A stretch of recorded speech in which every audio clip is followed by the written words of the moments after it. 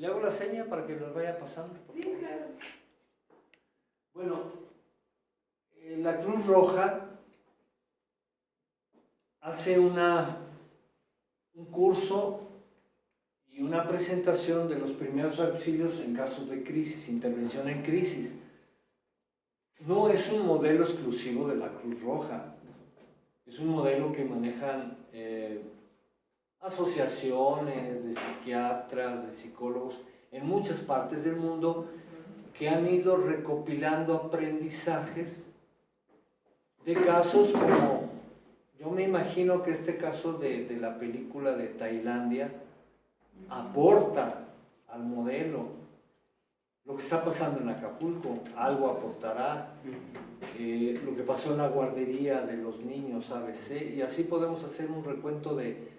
Actualmente hay un lugar en Islandia, ¿no?, que acaban de evacuar a las gentes por un volcán que está haciendo erupción. Y estaban haciendo ¿en dónde más? No me acuerdo, en otro país, pero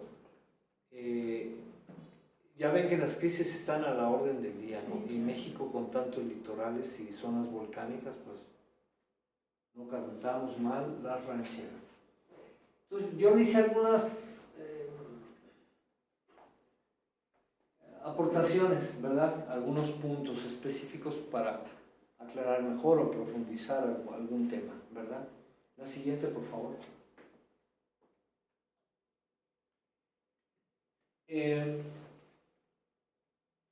¿Ustedes más o menos como qué motivaciones tienen para estar investigando, estudiando esto de las crisis?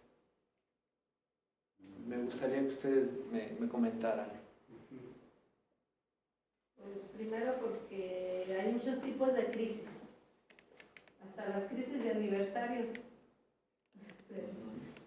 presentan su dificultad para enfrentarlas, y porque sabemos que la causa principal de la crisis es un desequilibrio entre el tamaño o lo grande del problema y los recursos disponibles. Entonces, pues tan importante que identifiquemos, como usted estaba mencionando, de aprender la natación y demás, tanto nuestros recursos internos como los externos, para ponerlos al servicio de nosotros y de los demás. Claro, muy bien. ¿Alguien más? Bueno, yo creo que yo empecé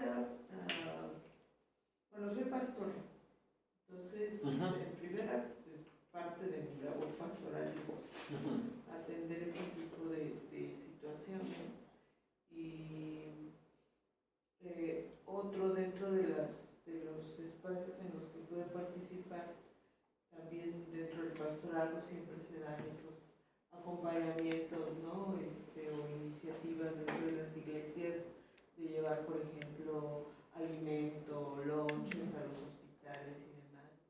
Y la propia comunidad que iba y acompañaba decía, es que las personas se nos acercan y no sabemos qué decirles. Y entonces empezamos a pensar en un proceso de formación de capellanía hospitalaria, se le llama, de laicos, ¿no? De personas, para saber pues más o menos qué hacer, pero ante una crisis es una situación también difícil, o una crisis humanitaria, o una crisis en razón de alguna eventualidad, ¿no? Como pudiera ser lo de las cuevas o alguna cosa así. Yo vengo de Ciudad de México y a nuestra comunidad y a mí pues, nos tocó el temblor del 17, y es también difícil poder trabajar esas situaciones, cómo atenderlas, cómo ayudar, cómo colaborar, y creo que por ahí iría, ¿no?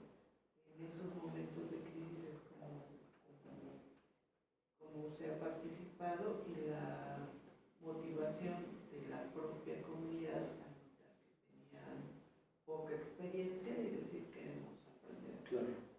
¿Alguien más quiere comentar algo? Sí. Pues yo, mi motivación el tema de tanatología principalmente es porque constantemente hay despedidas, constantemente hay cierre de ciclos y eso me interesa mucho pues, abarcar. Ajá. Ahorita con lo de las crisis, pues una crisis es un cambio donde afecta a una persona o a una comunidad y también me llama mucho la atención aprender alguna técnica, un manejo para primeros auxilios. Claro. Sí, cuando veamos el otro curso que va a ser los sábados, va a ser específico de tanatología.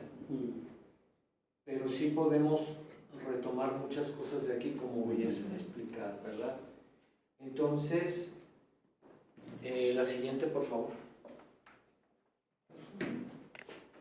Bueno, ¿cuáles serían los objetivos de este modelo? Bueno, aliviar el sufrimiento emocional, detectar cuáles son los síntomas que está teniendo cada persona, porque cada persona es única y reacciona de manera muy diferente, muy rica, digamos, ante el mismo evento.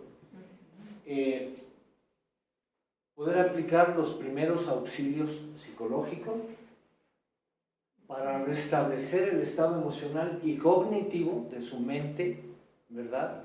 Porque cuando hay una crisis la persona está ofuscada, está como desubicada, se le va la concentración, la atención, la memoria. Entonces, proveer de técnicas de primeros auxilios psicológicos con una perspectiva tanatológica. La siguiente, por favor.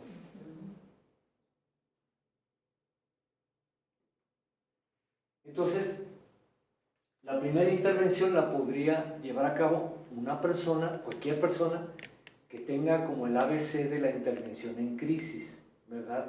No necesita forzosamente ser un especialista, un psicólogo, un psiquiatra o trabajador social.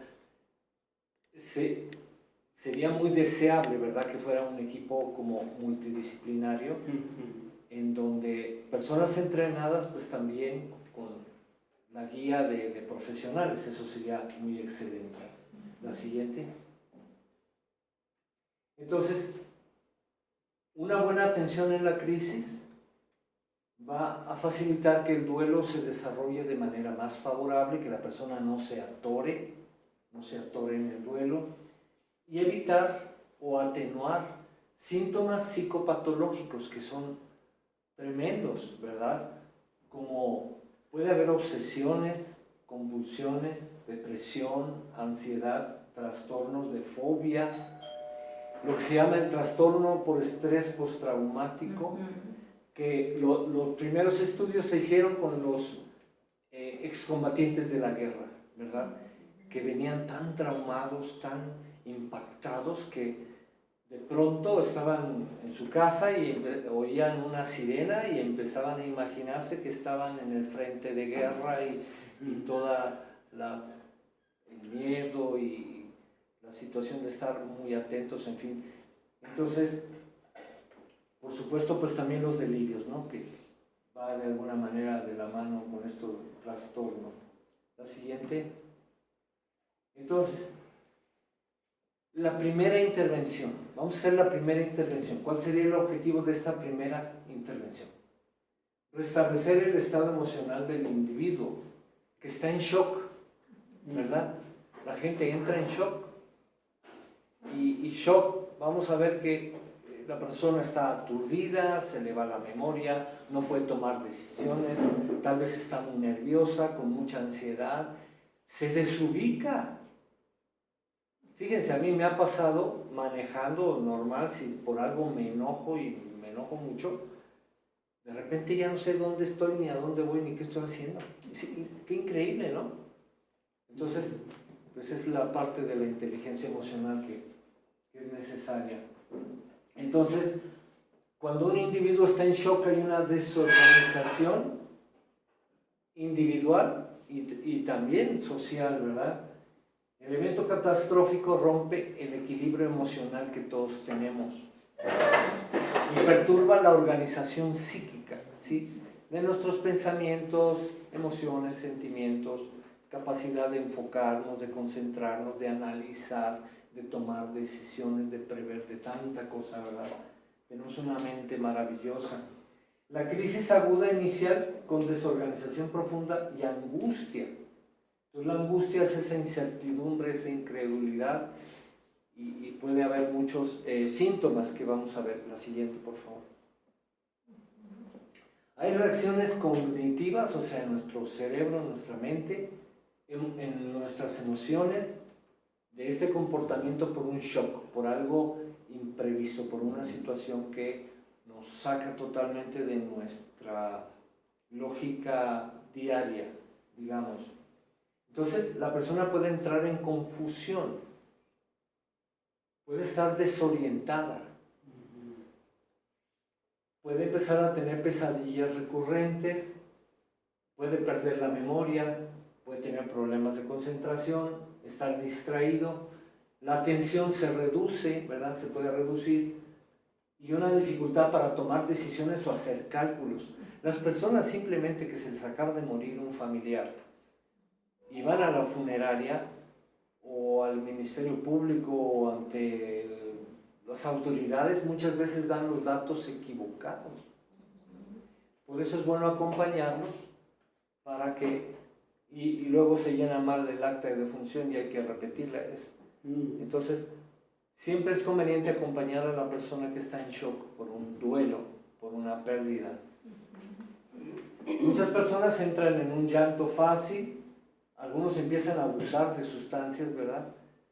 Empiezan a llorar, llórale, con el alcoholito, otras drogas.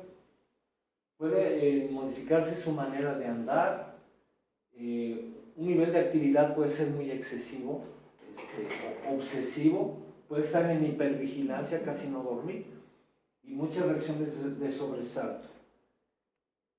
Puede tener miedo, vergüenza y resentimiento, porque si lo que pasó crees que es algo injusto y hay un culpable directo, entonces puede haber un odio contra esa persona o esas personas.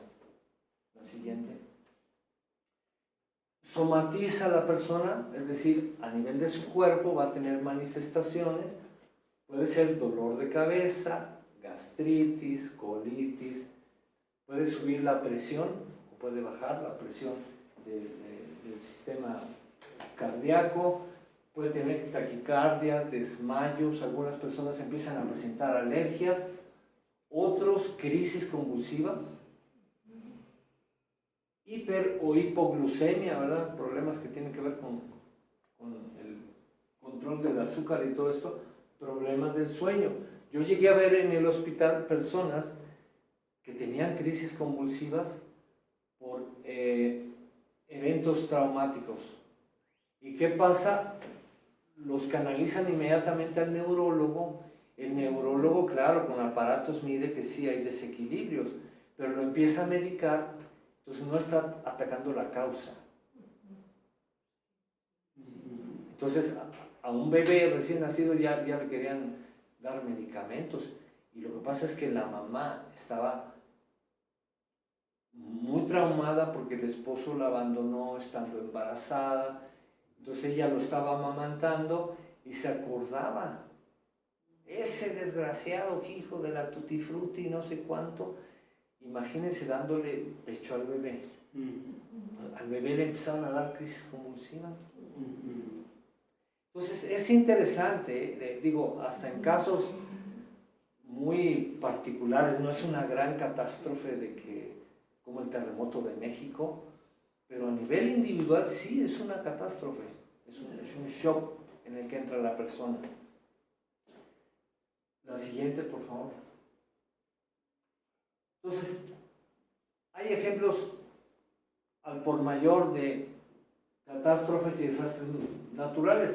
En el año 562 a.C. murieron 250,000 muertos en un terremoto que hubo en Siria. Y esto hay documentos, ¿verdad? En Galveston, 6,000 muertos por un huracán en 1900. 1930, en China, por unas oleadas de uno de los principales ríos, hubo 3 millones de muertos, casi 4. Se nos hace como increíble.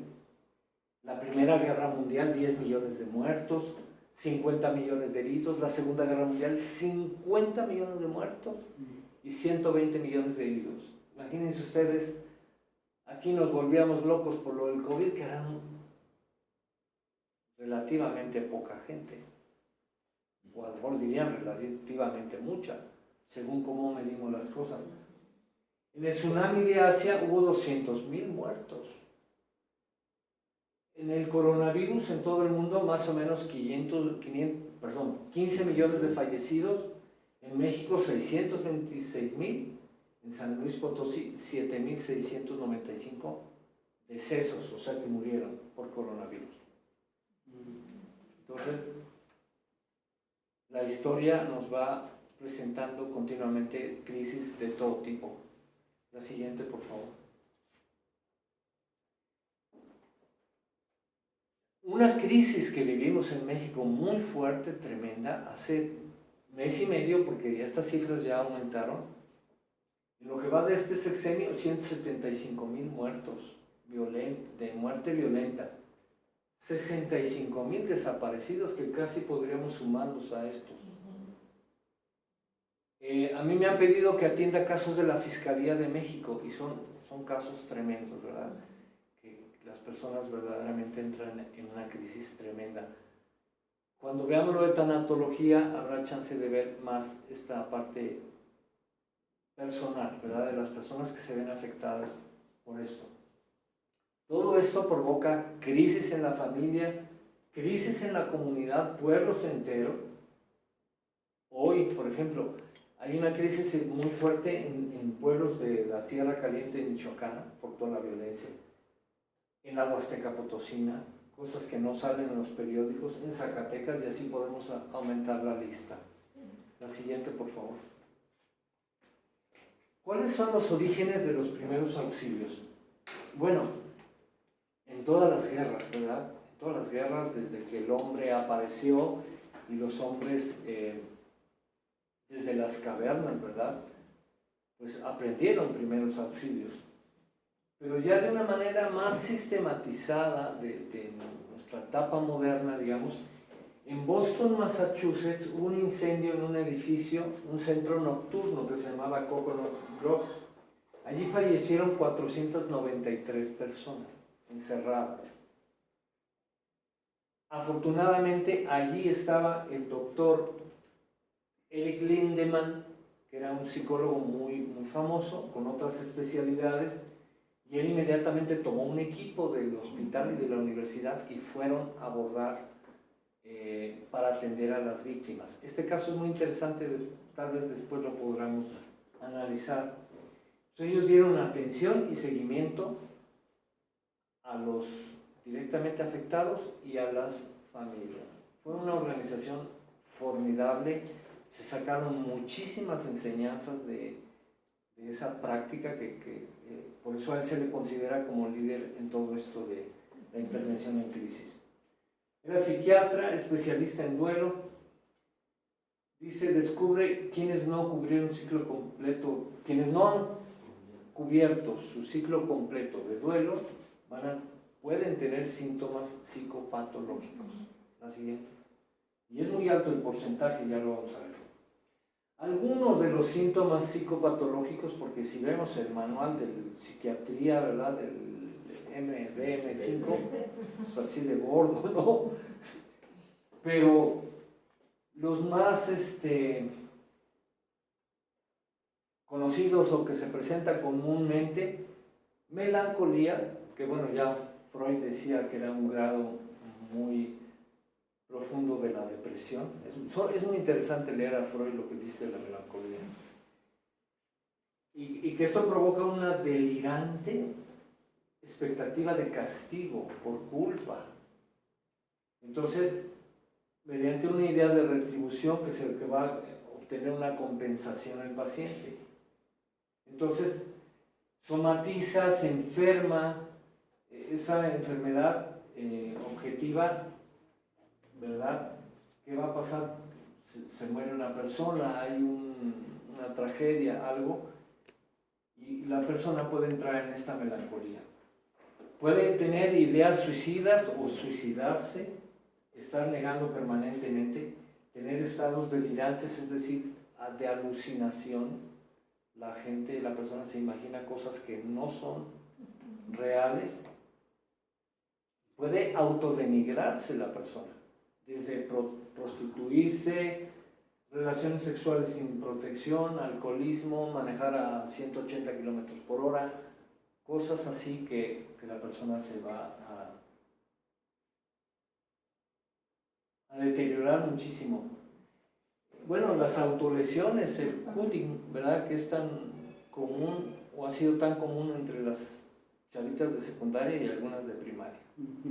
La siguiente, por favor. Y en un momento dado, una crisis familiar, vemos que repercute, como vimos en la primera sesión, en tantos suicidios de los jovencitos, ¿verdad? Bueno, primeros auxilios psicológicos, que han sido aplicados en recientes catástrofes o eventos como los ataques terroristas suicidas, ¿verdad?, del 2001 en Estados Unidos. En Atocha, Madrid, hubo 10 explosiones en 4 estaciones de trenes.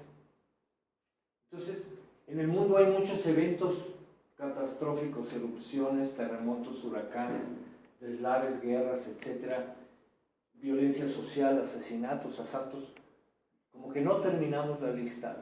Todo eso provoca crisis a nivel personal, a nivel familiar, a nivel social de la comunidad, el pueblito, la colonia, los familiares, y hasta a nivel nacional o incluso internacional, como fue el coronavirus.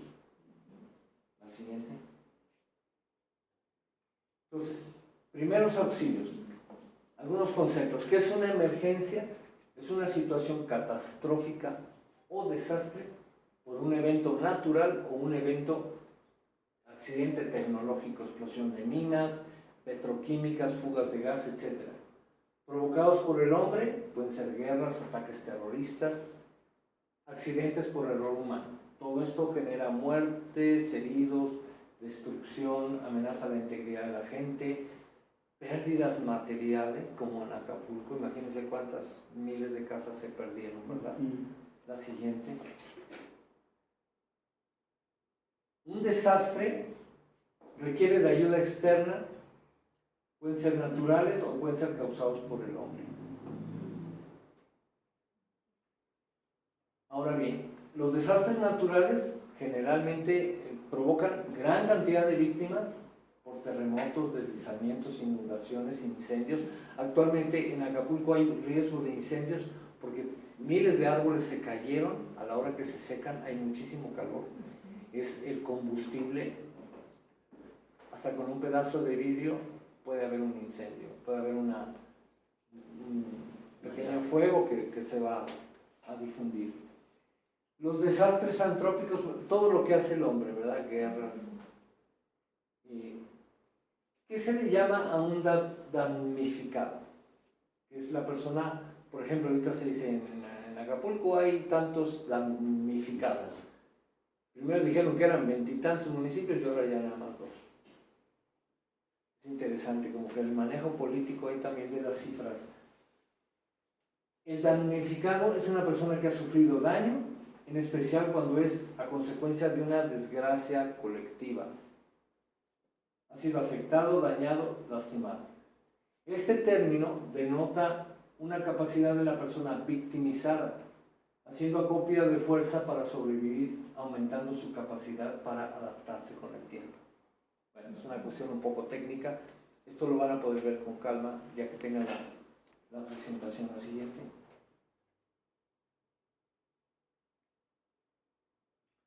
Aquí vemos los carros destruidos, ¿verdad? Cayeron en el agua. La siguiente. La salud mental. La salud mental es un concepto muy interesante e importante para esto de la crisis. Digamos que es un estado de equilibrio entre una persona y su entorno sociocultural. Va a garantizar que la persona con buena salud mental participe laboralmente, intelectualmente, tenga relaciones para obtener un bienestar y calidad de vida, ¿verdad? Dice relación también de la manera en que lidiamos o enfrentamos con el estrés, ¿verdad? Si yo lo enfrento de manera adecuada, de manera que logro lo que necesito y no me voy a dejar dominar por el estrés y voy a hacer cosas de las que luego me arrepiento o voy a dañar a otras personas, quiere decir que estoy actuando de una manera equilibrada, a pesar de la situación de crisis. Entonces la salud mental incluye bienestar emocional, psíquico y social. ¿Cuál es el riesgo ante un evento traumático? Caer en el duelo patológico, que es un duelo que llegó para quedarse. Conocí una señora que murió su hijo y a los 5 años ella seguía poniéndole el lugar en la mesa, le acomodaba la ropa en su cuarto, o sea, para ella seguía vivo. Entonces, pero hay muchos ejemplos, ¿verdad? La siguiente. ¿Qué es el estrés? Bueno, es la manera en que reaccionamos ante eventos inesperados generalmente. Hasta manejando, ¿verdad? O caminando en la calle, o entrando a un banco y de repente hay mucha gente, o no me atienden, o qué sé yo. Es un estado de preocupación o tensión mental, ¿verdad? Generado ante una situación inesperada o difícil, ¿verdad? Entonces, dice aquí, todas las personas tienen cierto grado, manejamos cierto grado de estrés generalmente, y se trata de una respuesta natural a las amenazas o situaciones complicadas. Se genera de manera especial cuando el evento supera mis posibilidades, ¿verdad? Para superarlo. Ahora, puede haber un estrés prolongado que provoca fatiga, confusión, sentirme abrumado, con afecciones cardíacas, respiratorias, me baja o sube el nivel de glucosa, etc. Ya estoy somatizando, me está afectando también mi cuerpo. El estrés postraumático, como decíamos, ocurre después de un trauma emocional muy fuerte, que es una amenaza de lesión o de muerte, ¿verdad? Estos traumas emocionales a veces son del pasado, ¿verdad? Y que sucedieron hace muchos años. Entonces, yo lo sigo considerando como una situación amenazante, ¿verdad? Eso puede suceder. Ya pasó el evento a los 3 meses, a los 6 meses, al año, a los 3 años. Por eso es muy importante atender a la persona para que pueda sanar esas heridas que tiene, que le están provocando tener esa recurrencia a recordar como si estuviera viviendo lo que le pasó. Cualquiera de nosotros que hayamos perdido papá, mamá, pareja o algo, si nos ponemos a recordar así profundamente, acabamos llorando, acabamos sintiendo lo que sentimos en ese momento. Los actores, los buenos actores, tanto de cine como de teatro, lo que hacen es recordar algo que vivieron, que le va a servir al personaje para impactar al público. ¿Sí? Los buenos actores. Los que nada más fingen nos hacen reír, ¿no? Los que están fingiendo.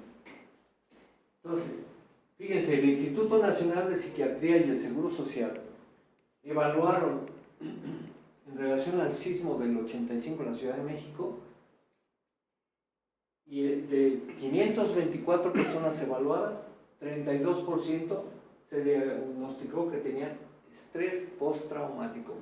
Y esto coincide con una cifra como del 40% en otros eventos a nivel internacional. Entonces, es un número muy alto. Forzosamente se requiere de la atención de un muy buen psiquiatra, de buenos psicólogos, de buenos terapeutas. La siguiente. Y bueno, la compañera nos compartía que ella es pastora y muchas situaciones de traumas, de heridas que tienen personas por cuestiones muy individuales o el COVID o situaciones de masivas, ¿verdad? La oración, el acompañamiento, el cantar alabanza, eso es maravilloso y muchas veces la persona se sana, ¿verdad? Los que creemos en los milagros pues sabemos que hay milagros también. Bueno, ¿quién puede padecer trastorno por estrés postraumático? Bueno, los veteranos de guerra, las personas que han sufrido agresión física, sexual, asaltos a mano armada, asaltos violentos, maltratos, accidentes, un ataque terrorista. Los síntomas, bueno, ya dijimos, pueden empezar en los 3 meses posteriores, ¿verdad? Pero pueden retrasarse más tiempo. Pueden durar un mes, pueden durar mucho tiempo, entonces hay que tener mucho cuidado. Ya decíamos, a veces los medicamentos solo como que enmascaran y no curan, no sanan. Por eso es muy importante la parte terapéutica. Y la parte espiritual es maravillosa, ¿no? Decimos que el Señor es el que cura, el que sana. La siguiente. Síntomas de recuerdos intrusivos. Experimentar flashback. Por ejemplo, oigo una sirena de una ambulancia y me imagino que estoy ahí en el campo de guerra o en la situación del COVID que viví, ¿verdad? Que no encontraba hospitales, que no encontraba el medicamento, que mi familiar se estaba ahogando, se estaba muriendo y ahí lo llevamos en el coche de un lado para otro. O sea, yo puedo revivir todo eso. Y lo siento como el día que yo lo experimenté en la realidad. Es increíble. Entonces, tener sueños o recuerdos recurrentes, tener pensamientos angustiantes, presentar indicios físicos de estrés. Los pensamientos y los sentimientos pueden desencadenar estos síntomas, al igual que palabras, objetos o situaciones que me hacen recordar lo que sucedió. Hay veces con ver un objeto, una cruz, algo, ¿verdad?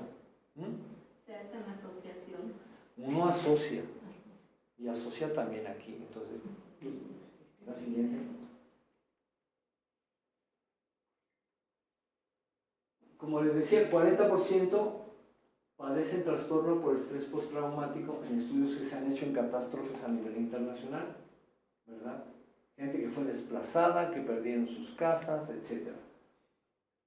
En eventos catastróficos se calcula que un 15% tuvieron depresión. Después de este acontecimiento traumático, ¿verdad?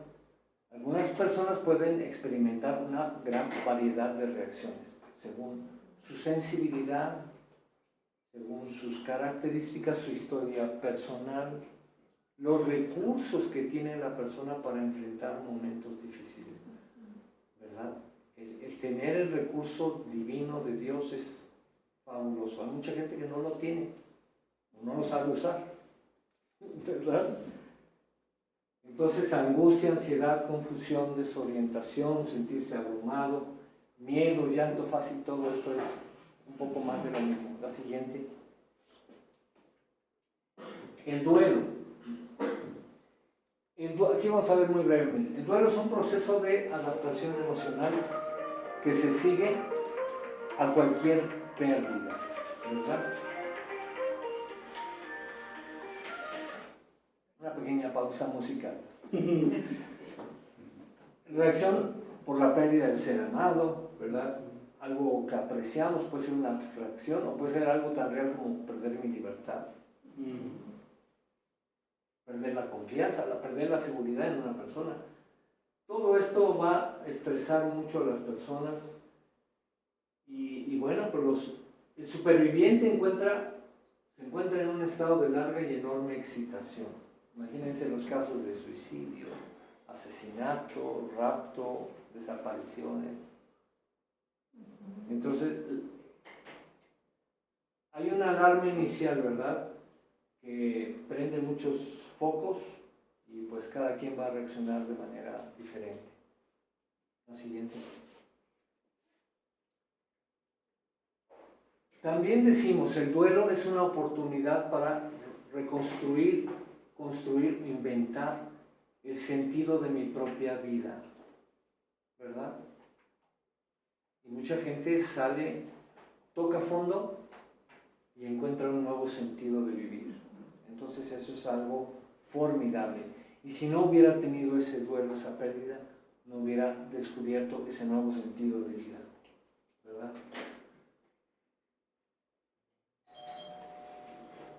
Entonces, pues, el duelo se va desarrollando y el duelo puede ser un duelo muy profundo, que se atora, un duelo que se supera, un duelo que se estanca,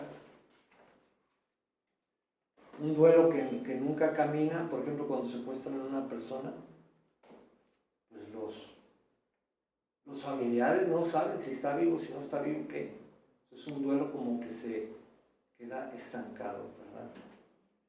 La siguiente. Crisis. El concepto de crisis es muy interesante.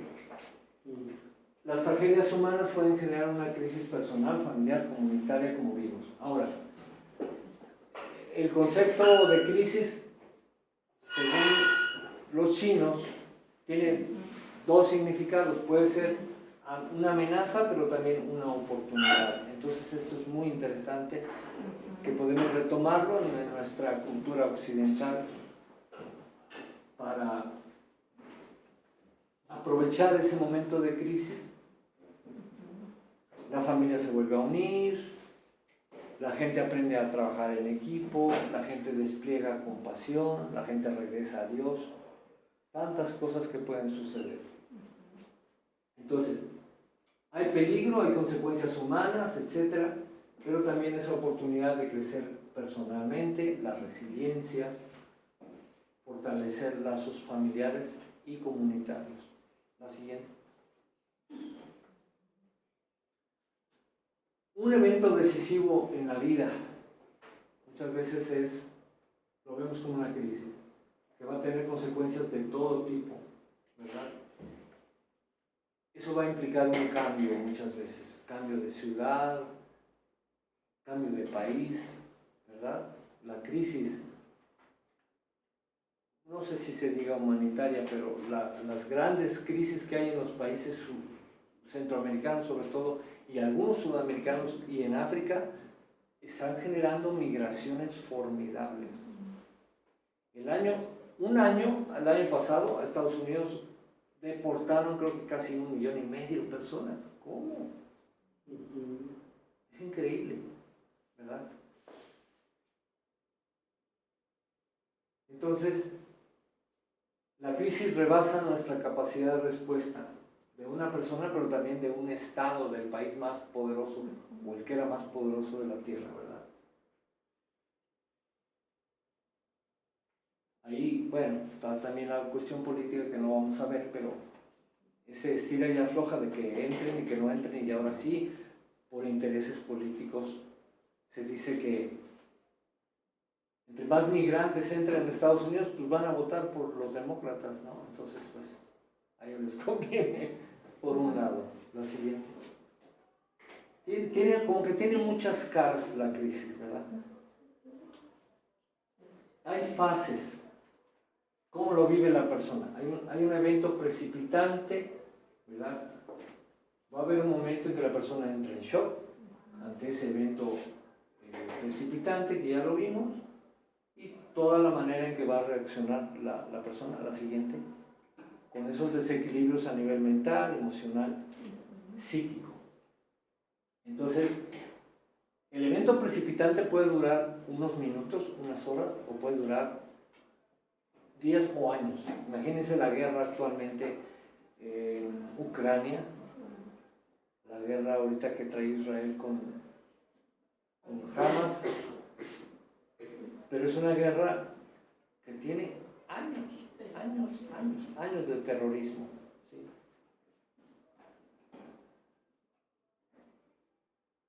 La siguiente.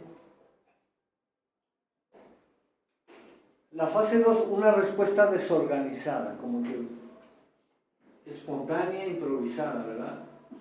Las víctimas van a tener aflicción, desorganización en su mente, en su parte emocional, y van a cuestionar el sentido de la existencia y de muchas cosas. ¿Por qué me sucedió a mí? ¿Verdad? La siguiente. Hay una fase de explosión, los involucrados pueden perder el control de los pensamientos, sentimientos, y todas las reacciones emocionales se pueden presentar durante semana. Parece que estamos repitiendo un poco las cosas, pero es importante que ustedes tengan el modelo, ya que tengan ustedes la presentación, pueden ir tomando notas, resumiendo, haciendo esquemas, ¿verdad?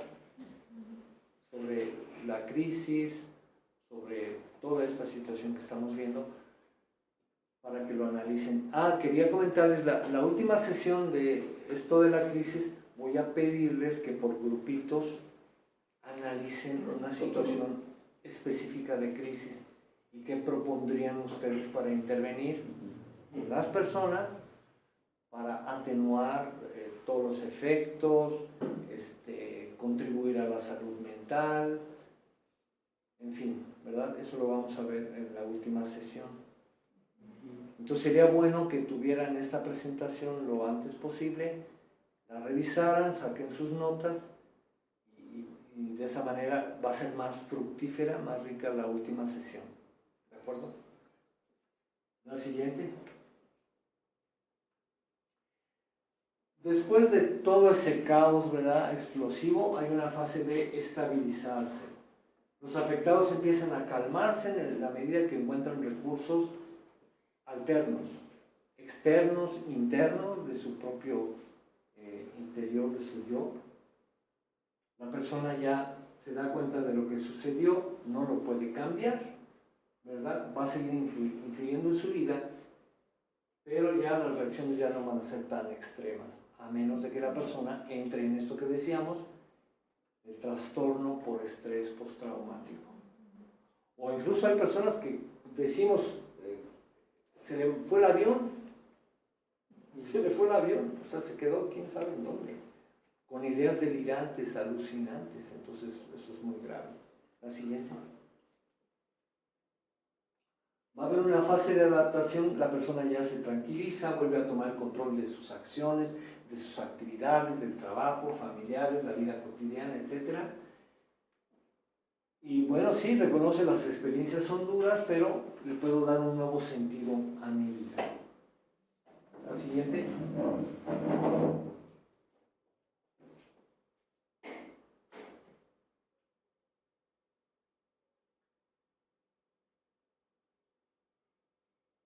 La siguiente.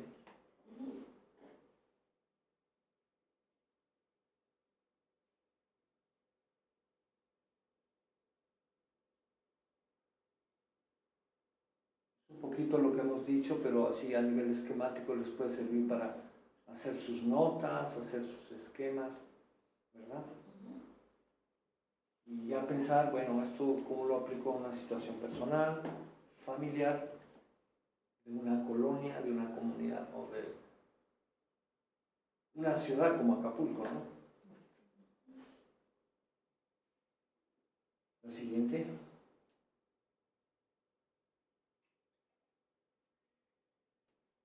¿Qué necesita la persona que está en crisis? Que se le ayude.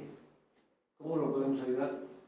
Necesita que se le escuche, se le oriente, a veces casi de la mano, en algunos momentos, dependerá, ¿verdad? Entonces hay que observar con objetividad, lo más objetivo, con sensibilidad, observar bien a la persona, leer su lenguaje corporal, Nuestra intuición nos va a ayudar mucho, porque habrá momentos de escuchar, habrá momentos de decir una palabra, otros momentos de tomar la mano, dependerá, ¿verdad?, de la situación.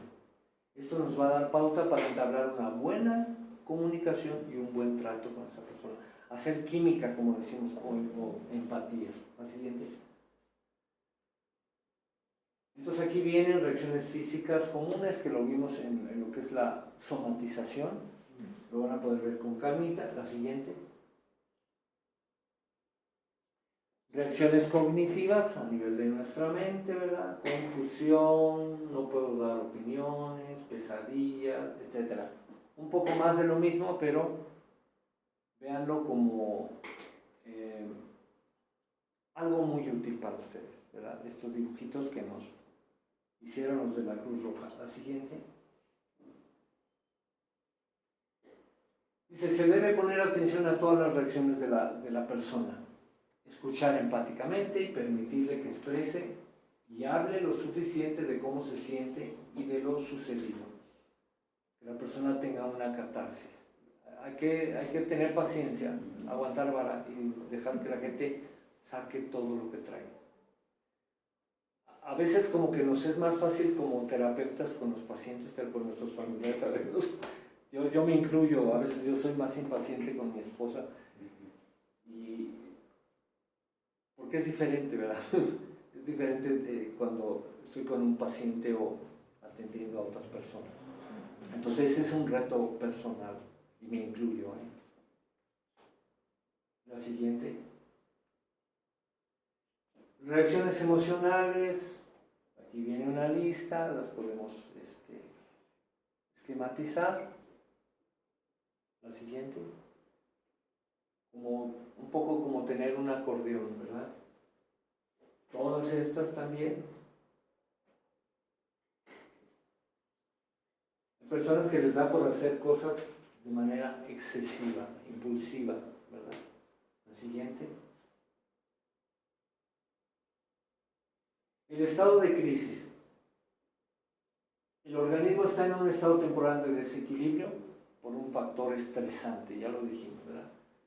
Entonces, es una situación inevitable que va a perturbar nuestro estado de equilibrio físico, mental, emocional. Puede ser abrumador el desastre, ¿verdad? Y fíjense cómo en este tiempo del coronavirus, porque es lo que más reciente tenemos todos, siempre hubo alguien en la familia que estaba más pilas, asumía el liderazgo, pues vamos a hacer esto, y ahora tal y cual, y gente que se queda paralizada, ¿no? Con su dolor, con su sufrimiento, con toda esa carga emocional y esa situación mental que no sabe ni qué hacer, ¿verdad? La siguiente. Entonces, a nivel de modelo, ¿verdad? En teoría, digamos, la intervención en crisis es temporal, inmediata, pero activa. Ahora, habrá situaciones en que un consejero pueda participar con grupos de tamaño diverso o con un paciente ya en un programa de terapia más largo. La siguiente. La Organización Panamericana para la Salud habla de los primeros auxilios emocionales, de la intervención especializada profesional para emergencias psiquiátricas. La siguiente. Y bueno, esto ya lo vimos, es un poquito más de lo mismo. Los objetivos de la intervención en crisis. Aquí en relación al estrés postraumático puede ser mitigar, ¿verdad? Aliviar o prevenir, que no vaya a venir, porque puede venir el estrés postraumático y que la persona se ensimisme tanto con el impacto de eso que sucedió, que empieza a tener sueños y luego empezar a revivir la situación, etcétera, etcétera. La siguiente.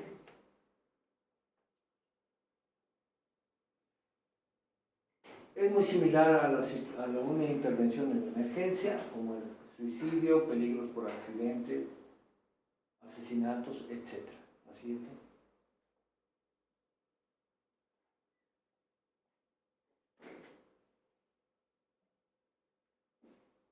Otra vez, para que hagan sus esquemas, hagan sus notas, son útiles estos dibujos, por eso los presenté. La siguiente.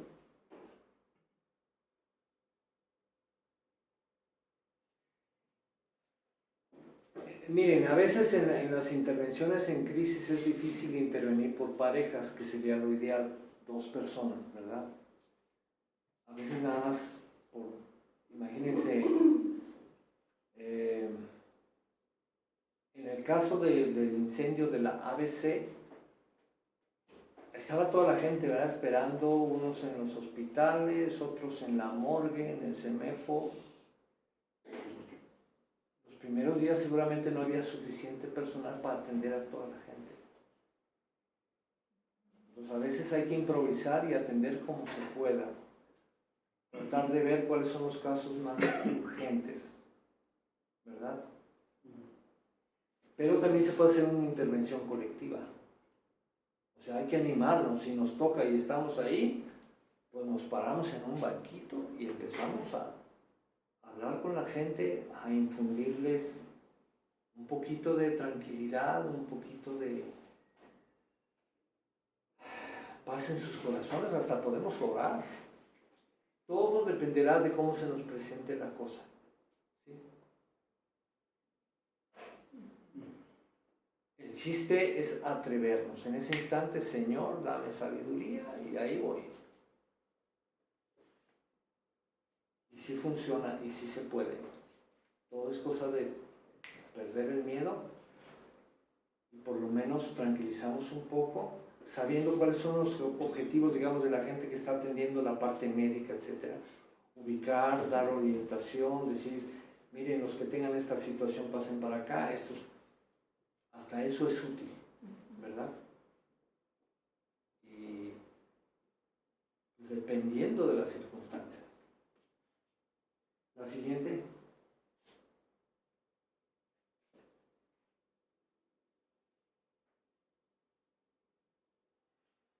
La siguiente, por favor. Ya lo vimos. ¿Cuáles son los componentes de los primeros auxilios? Pues es la víctima, la persona que sufre el daño, ¿verdad? Aquí vienen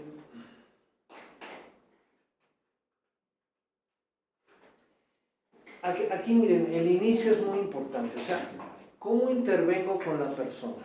¿Cómo me acerco a esa persona que acaba de perder a alguien, se le murió, no sabe si está muerto, o incluso la persona físicamente está muy dañada por lo que sucedió, o perdió su casa, lo que sea? ¿Cómo me acerco? ¿Verdad? Yo he aprendido en el hospital y también con pacientes, bueno, de una forma tratando de ser lo más cuidadoso y delicado, ¿verdad? Por ejemplo, aquí dice, miren, por ejemplo, cuando me llegan personas que por suicidio, ¿verdad?, se suicidó un familiar, porque yo me imagino, trato de ponerme en lugar de ellos, cuando llegan y me ven a mí, ¿y este señor sabrá? ¿Me podrá ayudar? ¿Quién es? Híjole, la regué algo, no debía haber venido aquí. Sé que la gente piensa, es como cuando uno va al doctor, ¿verdad? Entonces, yo un poquito lo que les digo, miren, es un privilegio para mí estar con ustedes. Yo he sido muy privilegiado de conocer familias hermosas como ustedes que han pasado por lo mismo. He tenido esa situación personal, entonces por eso me atrevo a platicar con ustedes un poquito. Ahorita estoy improvisando, ¿verdad? Pero me ha funcionado esa manera de introducirme con la gente. Porque imagínense, como ahora lo de Acapulco, ¿verdad? En sus diferentes momentos, desde que pasó y al otro día, y al otro día, y a la semana, y así. ¿Cuánta gente no a veces desfila, funcionarios, gente que no arregla nada. Uno más que viene aquí, ¿qué me va a decir, no? A ver, yo quisiera que me dijera, mire, aquí está este dinero, arregle su casa. Entonces sí, no es fácil lograr esa empatía. Entonces la actitud en que nosotros nos dirijamos a las personas es muy, muy, muy importante. Fíjense, ¿alguien oyó hablar del padre Chinchachoma? ¿No? Por los niños, ¿no? Sí, pero él visitaba también los cerezos, iba a los cerezos y pedía que le juntaran a todos los presos. Se los juntaba. Tenía una táctica muy especial. A veces les empezaba a mentar la madre y a decir, ustedes son asesinos, desgraciados. Y a la hora que el ambiente estaba y los custodios ya estaban muertos de miedo, que iban a descuartizar al padre, se hincaba y les pedía perdón. Ustedes a lo mejor no tuvieron madre, no tuvieron papá. Se ponía a llorar, pero lo sentía el cuate. Entonces metía en un ambiente a los presos, luego hincados, pedía que le prestaran un uniforme de los, en algunos cerezos usan cierto uniforme, ya no de rayas, como en tiempos de Pedro Infante. Se ponía el traje, se hincaba y les decía, denme su bendición. Imagínense, cuando a veces tenemos la idea de que algunos sacerdotes, algunos pastores, sienten una superioridad moral. Y así se presentan, así se ostentan. Entonces, ese es un gran reto. Cómo de entrada, porque el primer impacto es el más importante. Si logro tocar el corazón y que la persona sienta confianza, ya la hice. Lo demás ya va a ser mucho más fácil. La persona se va a sentir en familia, se va a sentir en casa. ¿Sí? Con alianza terapéutica. Con alianza terapéutica. Entonces, ese punto es bien importante. Yo creo que es de lo más importante. Lo demás, véanlo, es un poco más de lo mismo. Ustedes han visto mucho esto en la terapia, ¿verdad? La siguiente.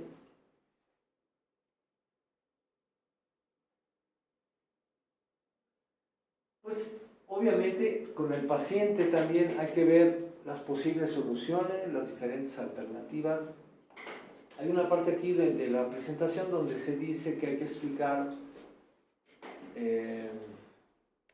cuál es la situación, qué apoyos hay, en qué lugares hay que ir a pedir, reclamar o solicitar tal o cual cosa, hasta las cuestiones a veces de comida o donde hay agua, o qué trámites hay que hacer, todo eso hay que, antes de llegar, si es posible, ¿verdad?, tener toda la información, porque me van a preguntar, aunque uno vaya como terapeuta, la gente va a preguntar muchas cosas. Entonces tener una idea, o decirle, mira, esa pregunta no te la puedo resolver, pero hay un grupo, una brigada, unas personas que están resolviendo este problema, ¿verdad? Entonces, toda esa parte es muy importante para poder imbuirle un poquito de confianza, serenidad a la gente.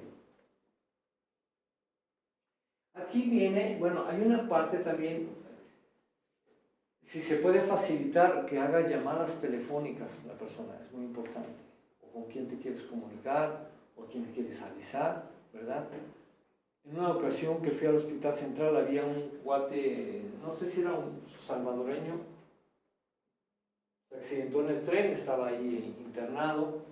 Y entonces yo le pregunté, bueno, ¿y sus familiares? No, pues están allá, aquí no tengo a nadie. Y dije, oye, ¿algún amigo, algún compañero? Ah, sí, fulano. Pues dame su teléfono. No sé si se lo sabía o lo traía en un papelito. Yo ya le avisé a su amigo, ¿para qué? Para que él supiera que él estaba en el hospital y que pudiera venirlo a visitar. Todo ese tipo de cosas hay que cuidarlo con mucha atención, ¿verdad?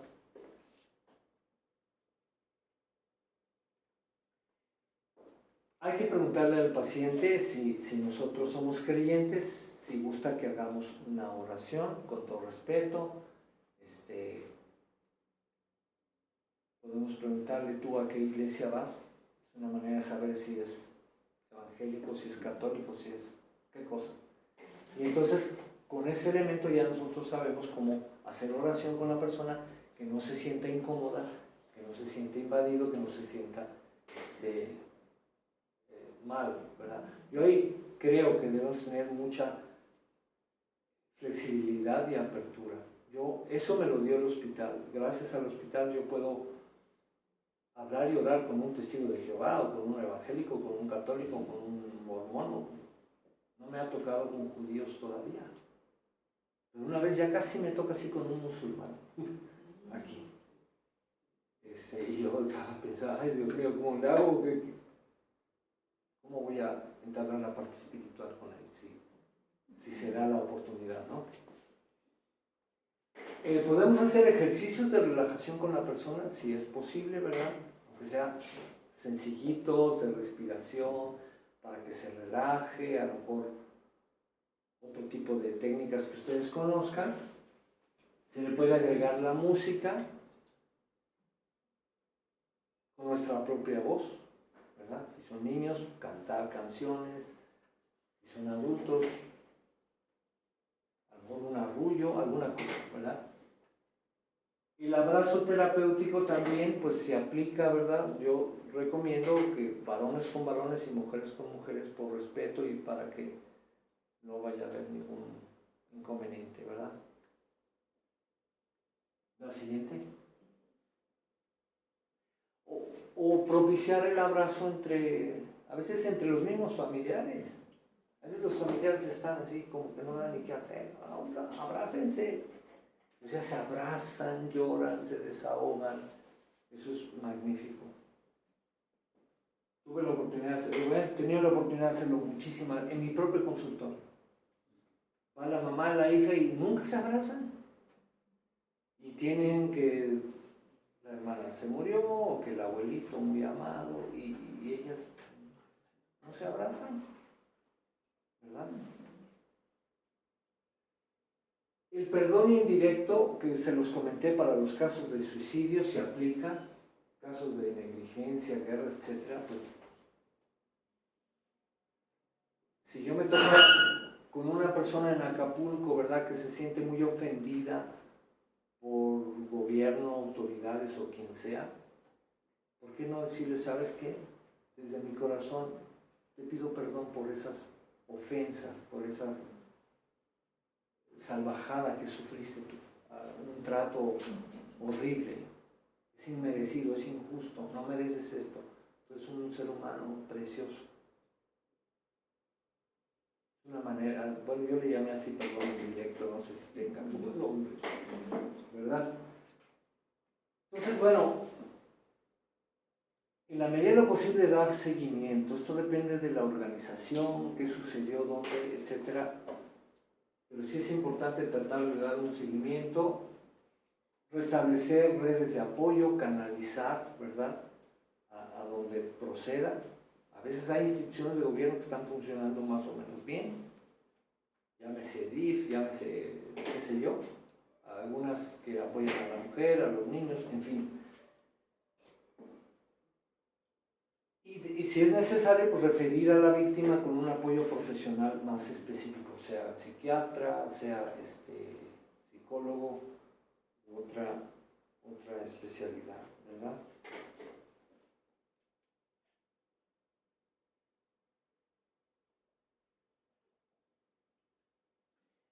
El punto 10 es interesante. A veces la persona está indecisa en tomar decisiones.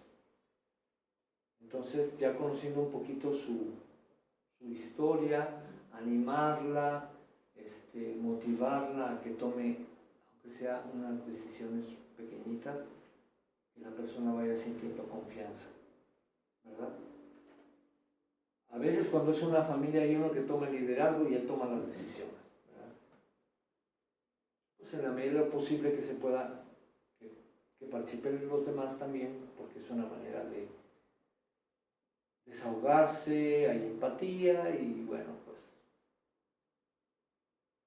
se puede hablar, sugerirle al líder, ¿no? También, oye, ¿por qué no tomas en cuenta algunas cosas que dicen tus familiares? Sé que tú ahorita estás tomando la batuta, pero para que ellos se sientan más apoyados, más arropados, ¿verdad? No sé, pues uno tiene ahí que ver según la situación cómo estén las cosas, ¿verdad? La siguiente. Hay que brindar información sobre todos los recursos disponibles que haya, ¿verdad? Según la situación, ¿verdad? Me imagino que en Acapulco va a ser bien complicado, porque son 1000 necesidades y tal vez ahorita ya hay más grupos apoyando, ojalá, ¿verdad?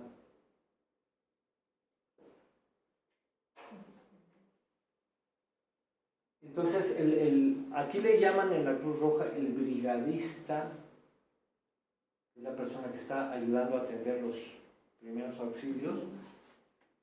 Esta persona puede fungir como enlace con esos otros recursos señalados, ¿sí?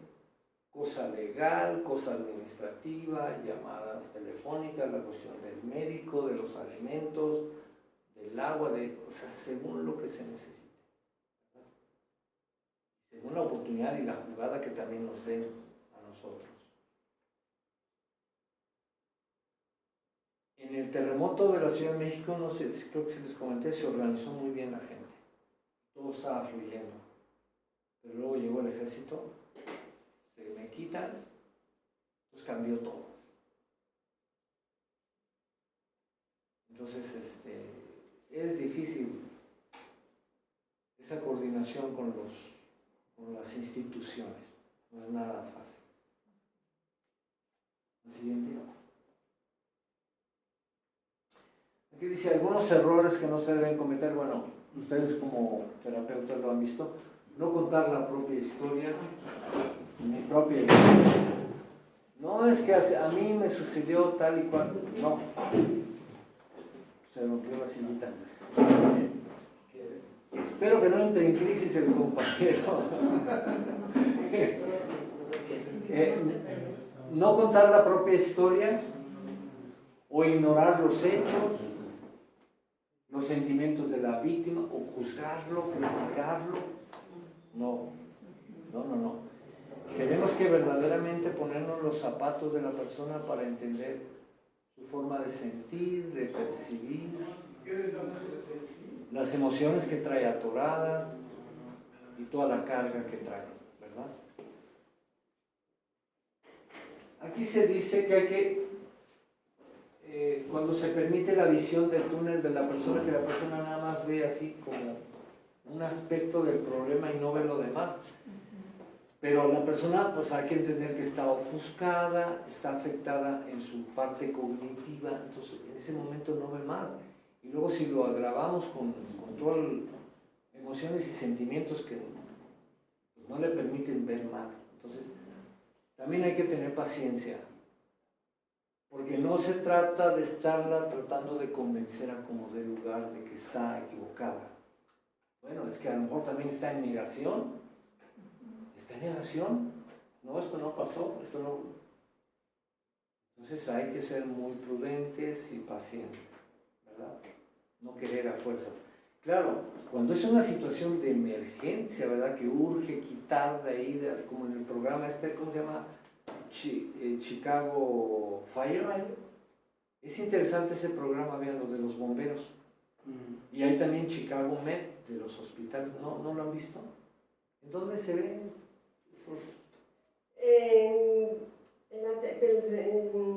Pero sí, pero es en Dish. En Dish.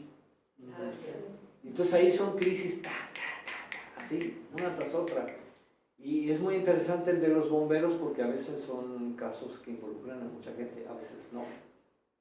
Entonces, es muy útil ver esos programas, están interesantes, están muy bien hechos, están bien actuados, no es una pérdida de tiempo si lo vemos con esta óptica, ¿verdad?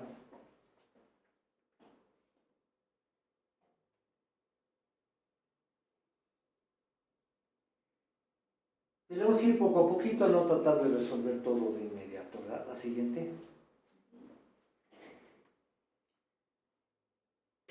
Habla aquí en el modelo este de la Cruz Roja de un protocolo, ¿verdad? Pues definir el ambiente, cómo está la situación, tener información, la mayor información posible, tener ese contacto con las víctimas, evaluar junto con ellos el restablecimiento emocional, la comprensión de la crisis, llevar acciones concretas.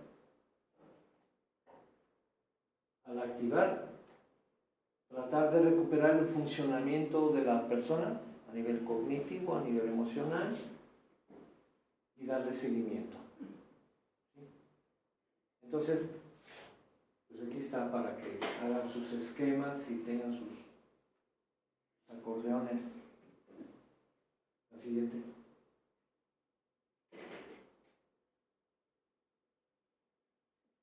Esto ya lo vimos. Siguiente.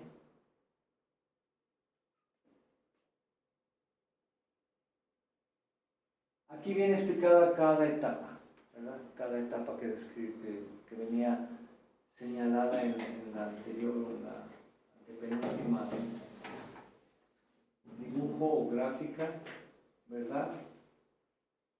El ambiente, ubicarlo, ¿verdad? El desastre, las personas, las familias, los recursos, y a lo mejor faltarían los recursos institucionales, legales, médicos, etc. La siguiente. Entonces, en el ambiente, bueno, pues está toda esta situación de cuáles son las necesidades inmediatas, cuáles podrían ser las estrategias de atención a los individuos, a los grupos, a las familias. Evaluar, hacer una evaluación previa del paciente, seleccionar a las personas que se les va a ayudar, ¿verdad? Ver a qué grado están afectadas, en fin. Es lo que se llama un diagnóstico, ¿no? La siguiente. El contacto, ¿verdad? Y ya lo vimos, es muy importante con la persona. Contemplar los aspectos no verbales, etc. La siguiente. Aquí viene un poco explicado cómo hacer el contacto, cómo llevarlo a cabo con cada persona, con los grupos, con las personas, tener todo ese cuidado para que la persona se sienta arropada, ¿verdad? Se sienta escuchada, comprendida. La siguiente. El distanciamiento psicológico. Dice, es evitar que el diálogo interno se vuelva persistente o incluso una crisis emocional. Entonces podemos prevenir mal humor, ansiedad, desbordamiento de emociones, de tener pensamientos. Es lógico, las emociones personales se interponen en el camino de una solución objetiva a los problemas. Entonces, pues aquí la experiencia, el tacto, la oración. Miren, a mí algo que me resulta increíble con mis pacientes, porque muchas veces me llegan unos casos que digo, qué bárbaro, ¿no? Un caso así nunca lo había tenido, en tantos años, ¿no? O esta persona en esta circunstancia, con este tipo de duelo, ¿qué hago? Entonces mentalmente, Dios mío, ayúdame, yo así lo hago. El Espíritu Santo, inspírame. ¿Y sabe qué? Viene la respuesta así, es increíble, es maravilloso. Y ya sé cuál hilito jalar. Viene la respuesta de manera infusa, ¿cómo se dice? No sé, ¿verdad? La siguiente. Ver la problemática desde una perspectiva diferente nos sirve a veces para entender mejor la situación. Igual podemos plantearle a la persona, no siempre no hay que echarle tanto rollo, muchas veces hacerle preguntas, que nos vaya explicando lo que siente y a veces también hacer que la persona lo vea la situación desde una perspectiva diferente, entonces puede encontrar la solución y salir de su embotamiento, ¿no? De su falta de tener una visión más amplia, más objetiva. La siguiente. Entonces, aquí hay una guía de cuáles podrían ser las primeras preguntas que yo le voy a hacer a la persona, o a las víctimas, a las personas que están en crisis. Y ahí viene, bueno, por ejemplo, ya que nos presentamos, hacerle preguntas sencillas. ¿Qué sucedió? ¿Dónde estabas? ¿Qué estabas haciendo? ¿Qué hiciste después? Y esto también me va a dar una idea de la persona que tan ubicada está en su concentración, atención, Sí. ¿verdad? A lo mejor me contesta cosas así como que Se desorientan. qué tan orientada está la persona. Por eso más adelante viene que se le pregunta qué día es hoy, la fecha, cómo se hace con los pacientes en los hospitales muchas veces. Evaluar el nivel de shock. Sí. Y así vamos tratando que la persona ordene sus pensamientos, ¿verdad? Los vaya describiendo qué es lo que siente, qué piensa, etc.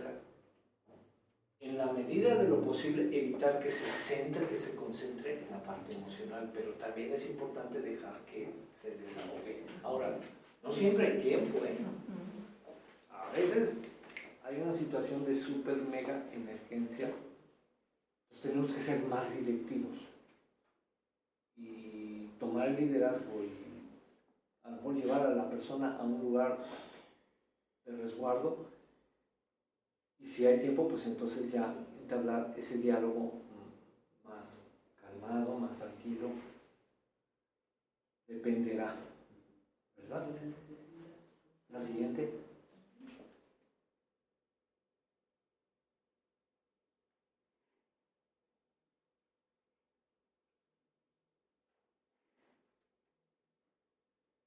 Entonces viene un poquito aquí sobre lo que es la evaluación. La siguiente. Aquí vemos a los de la Cruz Roja interviniendo, ¿no? La siguiente.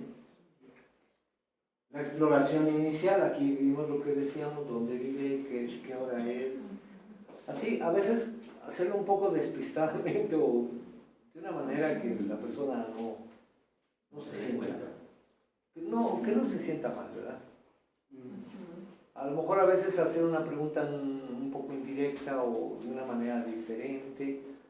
Oiga, ¿a qué hora cree que pasó eso? ¿Hace cuánto tiempo? Es una manera de darme cuenta qué tan ubicado está, ¿verdad? La siguiente. Lo que mencionaba, ¿no? Ver qué tan irritable está la persona.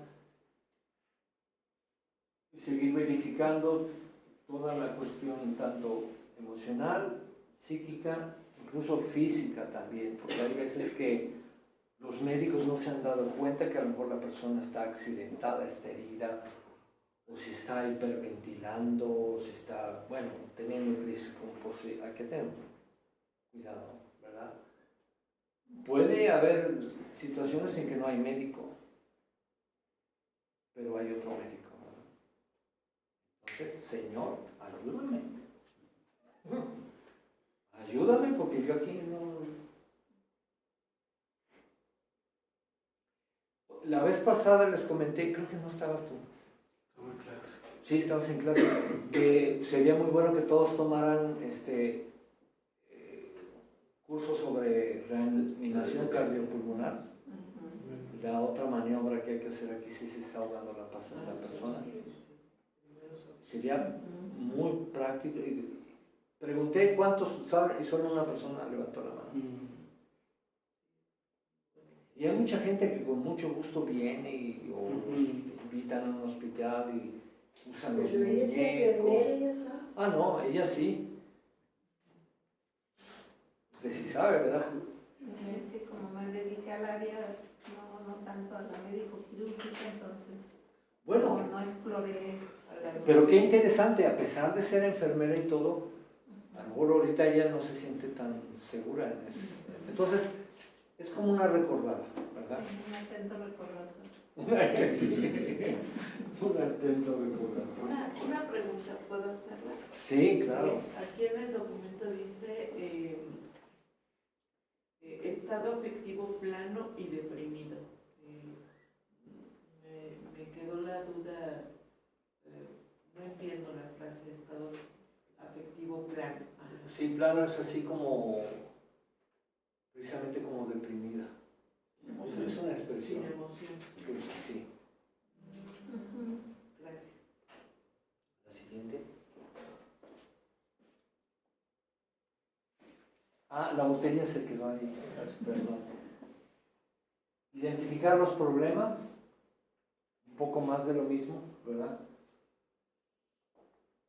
Pero sí, a ver, a nivel mental, a nivel físico, a nivel emocional, a nivel de su seguridad. O sea, ¿sí? Como que traer el esquema o el acordeón o no sé, una guía que podemos en un momento dado estar utilizando para poder llevar a cabo una intervención más eficiente, más eficaz. ¿Sí? La siguiente.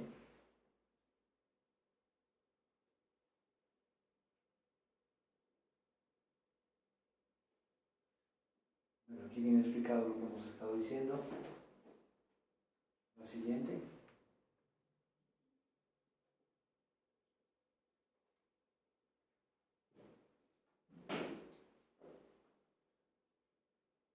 Pues sí, aquí hay que dar una información muy precisa y esto es bueno que antes de intervenir con la información que nos dé el equipo que esté a cargo para ver qué indicaciones precisas le vamos a dar a las personas, ¿verdad?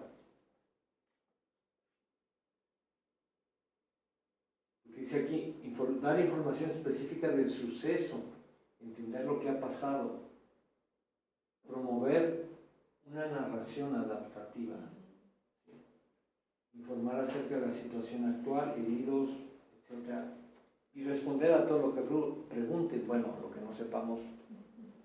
Ahora, también ahí hay una cuestión de tacto, porque si es una persona que está, pero bien asustada, llena de miedo, y le digo, no, pues sí, los muertos son 200. O sea, bueno, sí, también hay información que nos podemos reservar un poquito, manejarla con mucha cautela, enfocarnos más en las necesidades que tiene la persona.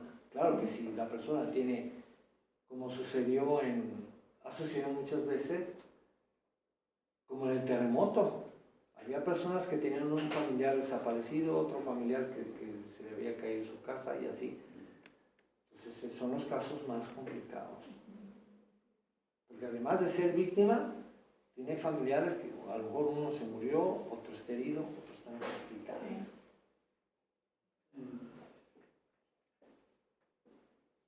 La siguiente.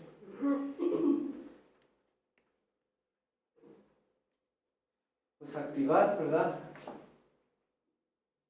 Aquí vemos, bueno, una persona que está hablando con un grupo, ¿verdad? Puede dar orientaciones generales, pero en un momento dado también puede aplicar técnicas de relajación, puede aplicar algunos ejercicios físicos, ¿verdad? ¿Qué dudas tienen, qué preguntas, etcétera? Y canalizarlos, referirlos, en fin, todo eso. La siguiente. Aquí viene algo interesante, lo de los contratos verbales. Enfocada al cuidado a sí mismo, la protección y la prevención. Yo, por ejemplo, cuando las personas, creo que se los comenté, que se quieren suicidar,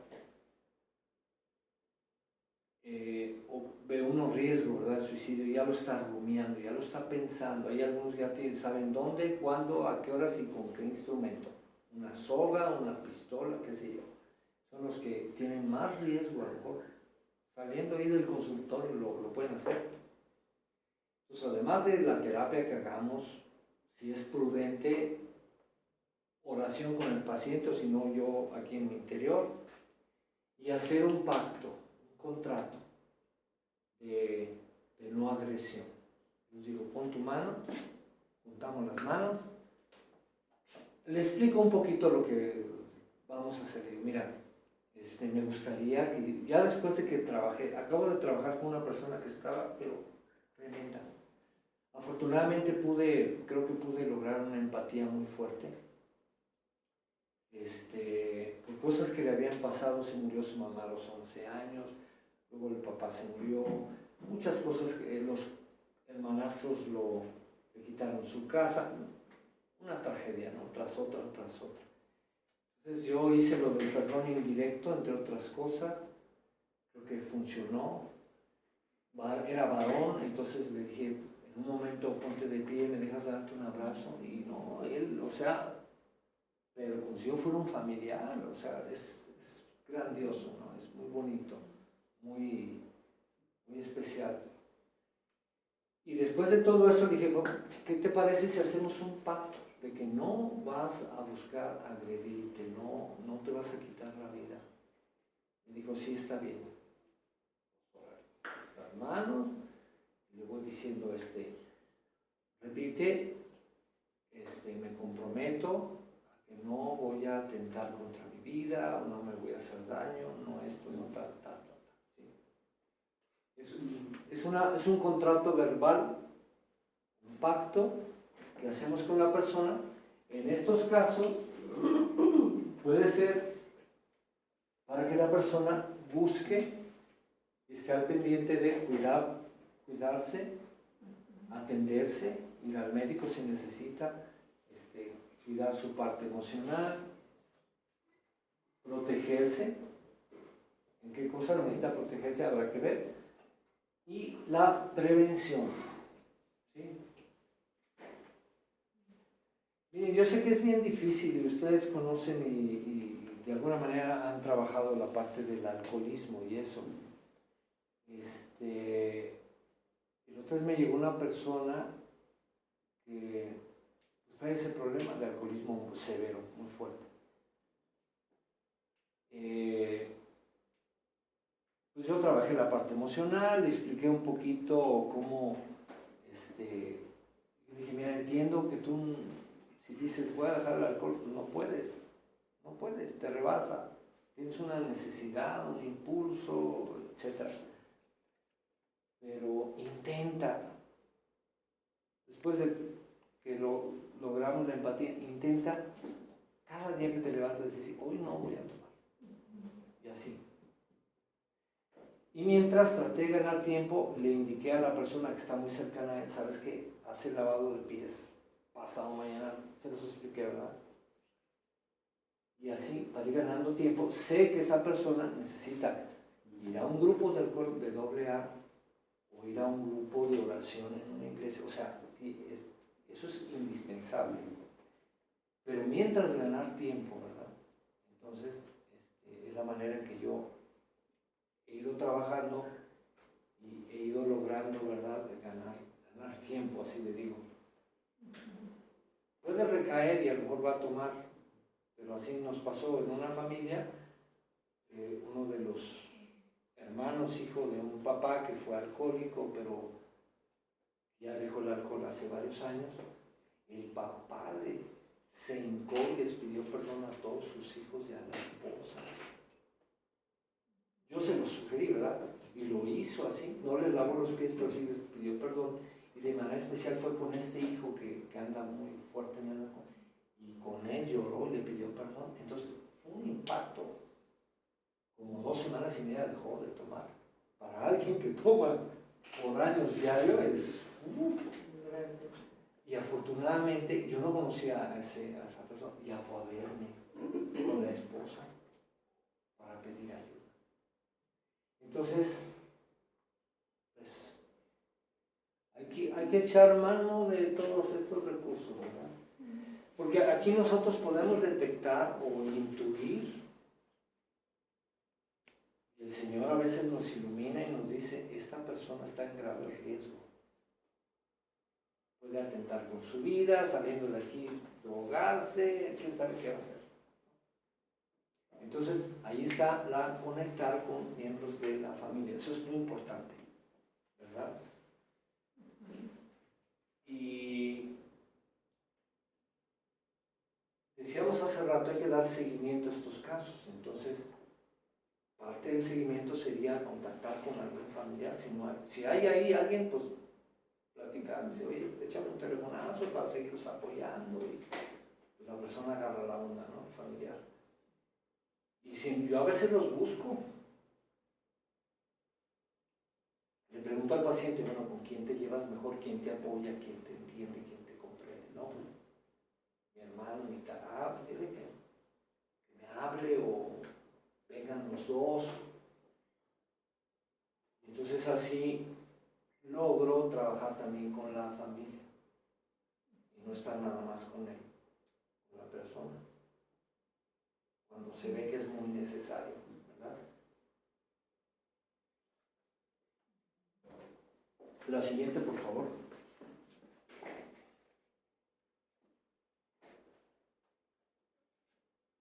Un objetivo, uno de los objetivos, digamos, como consecuencia de toda la intervención y el trabajo que se hace, es que la persona recupere sus actividades, o sea, se reincorpore a su trabajo, se reincorpore a sus labores en la casa, como mamá, papá, estudiante, lo que sea. Entonces, se le puede sugerir que haga una planificación de tareas, de actividades. Hay que promover un funcionamiento lo más independiente posible por parte de la persona, que quede acompañada de un familiar o de alguien, un amigo, ¿verdad? Especialmente si su salud física o mental lo amerita. Pero aquí se queda corto porque pues la persona que con el shock que tuvo, el trauma, puede tener muchas consecuencias psicopatológicas, etc. Entonces por eso es importante contactar con la familia o un amigo que lo acompañe y lo ayude y decirle, ¿sabes qué? Pues háblame, cualquier duda, cualquier cosa, aquí estoy.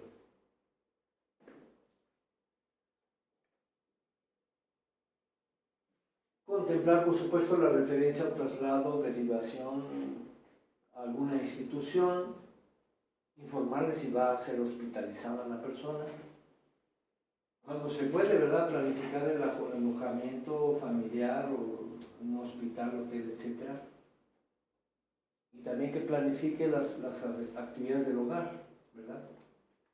Se le puede pedir a la persona que lo haga por escrito, como para amarrar, que la persona se concentre, lleve tarea, ¿verdad? Eso ayuda. La siguiente. Entonces viene la tarea de seguimiento. Aquí, bueno, viene la ambulancia muy bonita de la Cruz Roja a visitar a la comunidad a ver cómo va todo, ¿no? La siguiente. Aportes paralelos. Pues garantizar la parte de alimentación y servicios si es posible, sanitario. El contacto personal normalizado, conversaciones, encuentros con la familia, con el terapeuta, con la gente de las instituciones. En fin, aquí hay una lista de todo lo que habría que ver, ¿verdad? De cosas es como un apoyo integral a la persona, ver cómo puede intervenir la familia, los apoyos institucionales, educativos, servicios médicos, etc. ¿Verdad? Siguiente. Esta parte.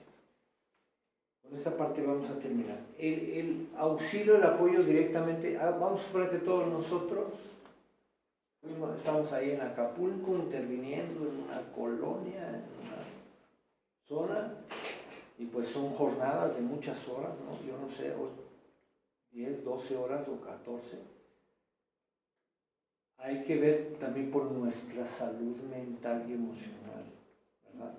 Entonces hay que cuidar un poco, muy parecido, o sea, diferente, pero hay muchas similitudes de cómo se interviene con las víctimas y cómo vamos a intervenir entre nosotros, porque podemos quemarnos, o sea, el síndrome que se llama de Burnout, que fatiga emocional, cansancio, depresión, incluso hay personas que entran en ansiedad y es normal porque se ven cosas tremendas.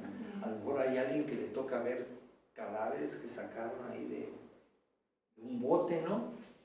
¿Cuántos muertitos han sacado de los... Muchos marineros se quedaron en sus botes cuidando, imagínense.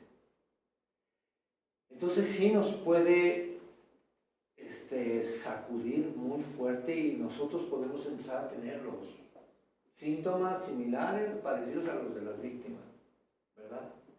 A nivel cognitivo, lo que ya vimos, para no repetir, a nivel emocional, a nivel físico, y a lo mejor andar rayando ahí en temas psicopatológicos. Es normal. Entonces hay que hacer espacios, o sea, lo ideal sería no trabajar las 12 horas seguidas, sino cada 4 horas, cada 3 en un break. Nos reunimos en un lugar para informarnos, para relajarnos un poquito, darnos apoyo, igual abrazarse, dar primeros auxilios psicológicos entre nosotros, dar orientaciones, dar información, buscar momentos de relax, que hasta dormirse 20 minutos o tomarse un refresco, hacer también ejercicios de relajación, ¿verdad? Hay algunas terapias físicas muy sencillas que ayudan mucho. Entonces, todo eso es bien importante con el equipo, ¿verdad? Para que por nuestra salud mental, emocional, y que podamos el día de mañana pues estar más o menos bien. ¿Recuerdan lo que le pasó a la psicóloga del ABC? Que el primer día anduvo, pero quién sabe qué os acabó en la noche, 9, 10 de la noche, desde tempranito. Llegó exhausta, llegó a su cuarto, se encerró y a llorar. No pudo dormir y al otro día al hospital a atender a las maestras, ¿verdad? Entonces, parte o casi todo lo que vimos en relación a las víctimas directas, pues hay que verlo en cuanto al equipo, cómo nos apoyamos, ¿verdad? Cómo nos ayudamos, liberar toda esa tensión. Ahí también puede haber abrazos, sugiero mujeres con mujeres, varones con varones, hacer oración, es muy importante. Algunos acostumbran a orar imponiendo las manos, eso es formidable. Si la persona se presta, se deja. En fin, puede haber un compañero que sea ateo o que sea no creyente. Bueno, pues se le respeta y se le apoya de otra manera, ¿sí? No es, la oración es yo la hago en secreto, ¿verdad? Le pido a Dios que me ayude con esa persona, pero guardo discreción para no ofenderlo, ¿no? Entonces, y es un poquito tarde, pero ustedes van a poder ver un poco a detalle, igual paso a paso, que tenemos que hacer con los voluntarios o el equipo de apoyo.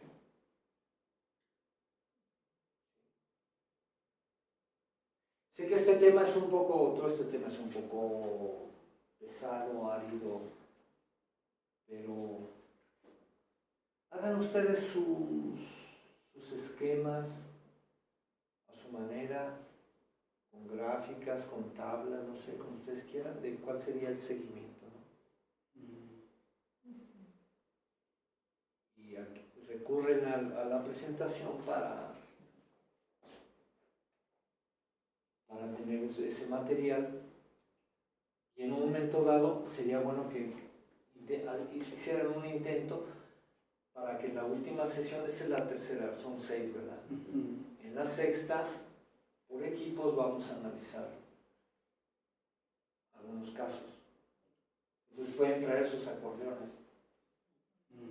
Claro que sí. ¿Verdad? Tuve un maestro de matemáticas que nos dejaba sacar lo que quisiera. Apuntes todo. Y a veces ahí aprendíamos. Bajo presión. Muy bueno.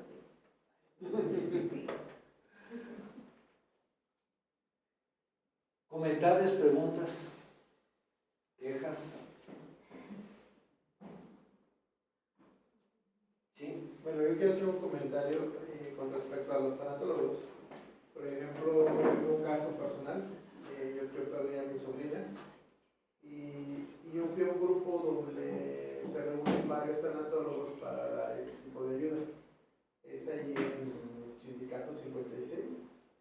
Fui, y por ejemplo, una de las partes que usted comenta, la forma de dirigirse a la persona que tiene el duelo. O en este caso yo me acerqué y le digo a la señora, le empiezo a platicar. Me dice, tiene poco, olvídalo. Ahí yo ya dejé de creer en las cosas. La verdad, en ese momento dejé de creer en los tanatólogos. Dije, pues no sirve. Entonces, con el tiempo, fui encontrando tanatólogos que no me decían que eran tanatólogos, pero me direccionaban.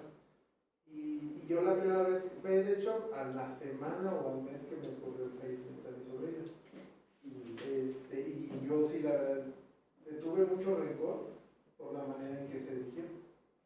Bueno, solamente quería comentar esa parte por la manera en que usted nos comenta de dirigirnos, porque muchas veces no sabemos cómo actuar y lo primordial es esa parte, saber direccionarse a la persona.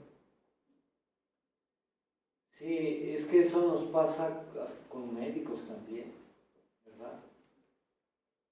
Y nos llevamos unas decepciones tremendas porque pues, no toda la gente es profesional, pero en esta hasta un médico, aunque sea ver el ortopedista o el gastro, lo que sea, necesitamos que la persona sea empática, ¿verdad?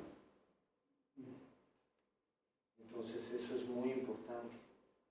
Me lo han dicho también, me han platicado que en hospitales se muere alguien y le dice a la familia, ahorita va a venir el tanatólogo, y así, o llega un señor que padece de la funeraria, más bien, y que, o sea, todo serio y como que, hagan de cuenta que es el que, No ayuda a la crisis. el que va a curar, yo no sé, o sea, no. Entonces, pues sí, necesitamos esa empatía, ese feeling, ese amor. Lo vamos a ver en un modelo. En la próxima sesión vamos a ver un modelo mega, super, archi empático. Ya lo conocen, pero bueno. ¿Sí? Algo que así mencionabas, es que para los primeros auxilios emocionales no se necesita ser necesariamente un profesional, sino tener una formación, ¿no? O tener por lo menos estas pequeños guías que nos ayuden y saber cuál es la finalidad de esa primera intervención. La pregunta sería, ¿habrá que distinguir entre los primeros auxilios emocionales y el tratamiento tanatológico? O sea, ¿hay una distinción o no? Sí, ¿O es parte de...? sí, digamos, cualquier persona que tenga una disposición, un amor, ¿verdad?, por ayudar al prójimo, digamos, puede ser candidato para participar en equipos de crisis, de intervención de crisis. Ahora, cuando veamos lo de tanatología, ese es un plus. O sea, ya conocer aspectos más concretos de cómo es el duelo, cómo ayudar a una persona en duelo, las etapas del duelo, si se atora, muchas cosas. Entonces, eso nos va a enriquecer mucho la parte que ya tengamos más o menos clara de cómo intervenir, el ABC de una intervención en crisis. Entonces ahora veríamos el ABC de una intervención tanatológica. ¿Sí?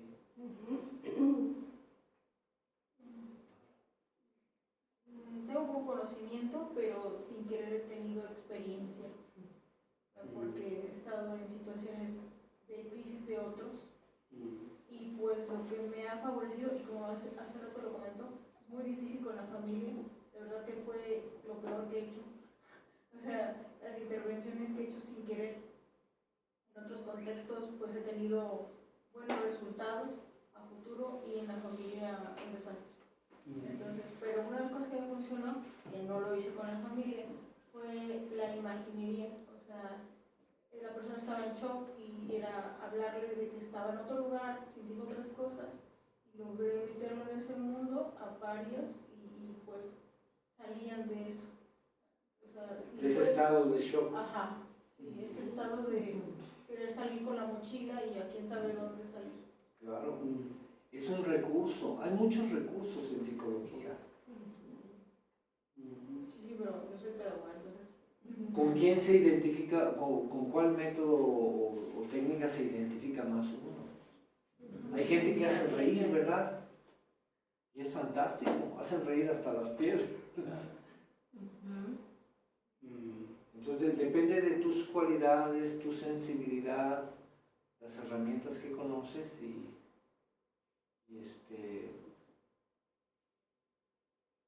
tu intuición de cómo usarlo. Y si además eres creyente y pides ayuda a Dios, no. O sea, casi es infalible. No falla. Es increíble, pero no falla. Algo logras.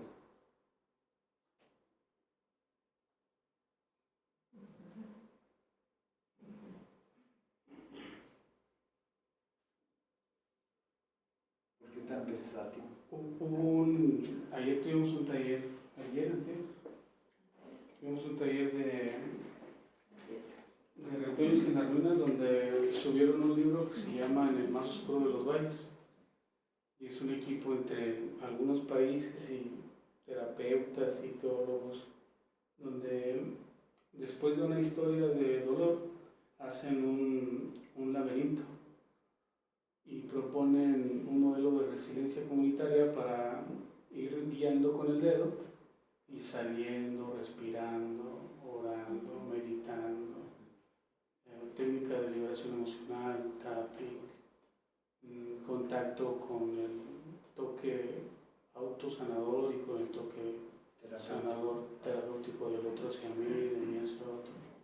Y a mí me gustó porque al taller, aunque a veces en Zoom pareciera que es poco vinculante o que tiene poca conexión con actividades y conductas de conexión práctica, la maestra o las maestras del equipo nos dio como, a ver, de cuenta que fue un buffet, pareciera que estábamos en un equipo de formación.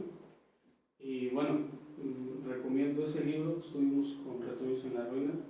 La Universidad Menonita, a través del programa STAR, ayuda a que el trauma pueda ser acompañado, procesado, resignificado y que pueda ser sanado con factores de prevención, de cuidado y de no olvidar los factores de riesgo.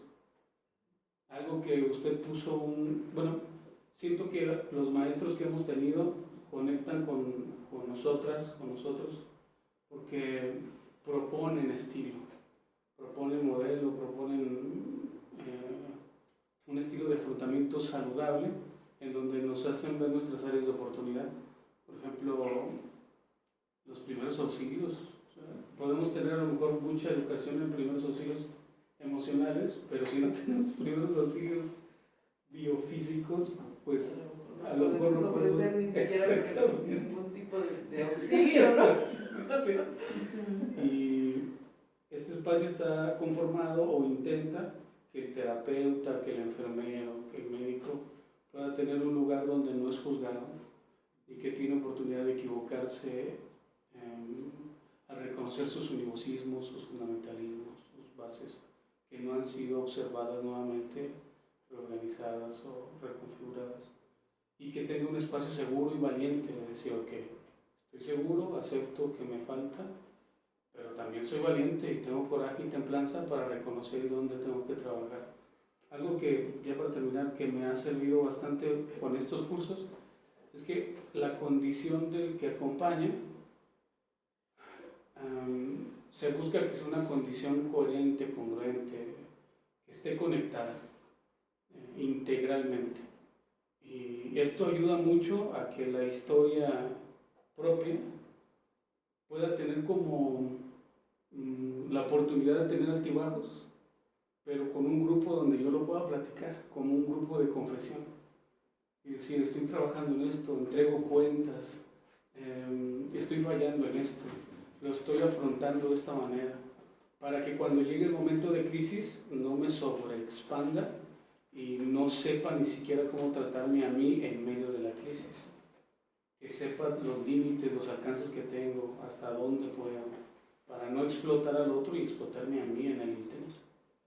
A mí de verdad te agradezco mucho, Máster, que hayas venido y que nos sigas acompañando. Es un privilegio para nosotros, un honor. Y que hoy haya venido su esposa acompañándole. Muchas gracias por el espacio. Sí, este tema es un poco árido, así tal cual, ¿verdad? Pero creo que ya le vamos encontrando el saborcito y les digo, hagan su esquema, como cada quien lo entienda, de la presentación y para tener una base, ¿no? Y ahora la sexta reunión pues hacemos un análisis concreto. ¿Cuántos llevan? 3. Este es el tercero. Me faltan 3 más. Sí, afortunadamente la tercera, la cuarta y quinta sesión van a ser muy ágiles como la primera y la segunda. No va a ser algo así un poco árido, pesado. Pero esto era necesario, ser un modelo. Claro. Creo que siempre sucede, ¿no? Cuando se presentan modelos que a veces son muy cansados, Sí. pero nos dan chance de pensar, que es lo importante. Lo bueno, el modelo que les voy a presentar del amor del corazón, ese sí es delicioso, ese no es árido, lo van a ver. Gracias. Muchas gracias. Bueno, Gracias. gracias.